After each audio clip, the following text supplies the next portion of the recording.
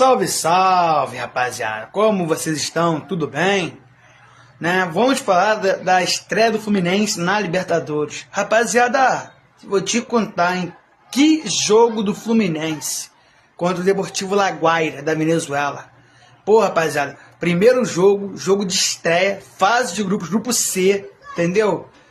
E o Fluminense empata no Estádio Olímpico Universidade Central da Venezuela. Venezuela que nem sequer se classificou para a Copa do Mundo. Olha só.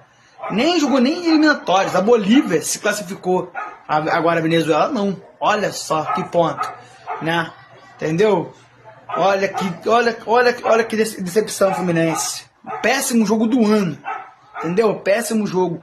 Aí pro azar, o Independente Rivadavia ganhou do Bolívia de 1-0. Olha só. E assumiu a liderança. Cuidado, meu dia. Sua batata está assando, hein? Cuidado, hein?